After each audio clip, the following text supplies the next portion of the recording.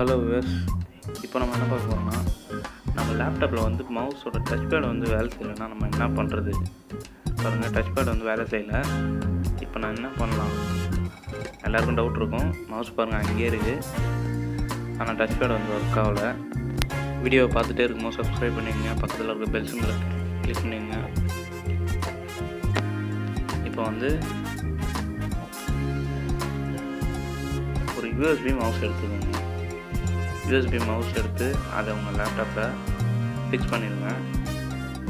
Fix பண்ணதுக்கப்புறம் உங்களோட search ஆப்ஷனில் போயிட்டு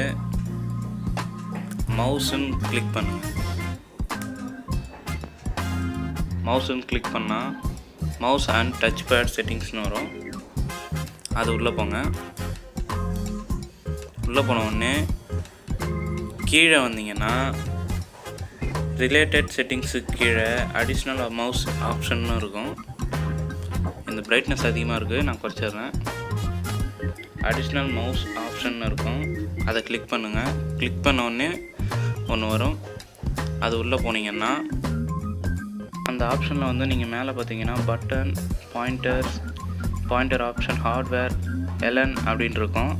அதில் எல்என் வந்து கிளிக் பண்ணிடுங்க. கிளிக் பண்ண உடனே இங்கே வந்து பாருங்கள் எனேபிள் டிவைஸ்ன்னு இருக்கும். அந்த எனேபிள் டிவைஸை கொடுத்து அப்ளை கொடுங்க. அப்ளை கொடுத்துட்டு ஓகே கொடுத்துருங்க. அவ்வளோதான். இப்போ வந்து உங்களோட டச் பேட் வந்து கரெக்டாக வேலை செய்யும். பாருங்கள், யூஎஸ்பி மவுஸ் எடுத்துருங்க. பாருங்கள், டச் பேட் வேலை செய்யுது. சிம்பிள் வே தான். ஓகே வேஸ், இன்றைக்கான வீடியோ முடிஞ்சது. நம்ம சேனலை சப்ஸ்கிரைப் பண்ணிடுங்க. தேங்க்ஸ் ஃபார் வாட்சிங்.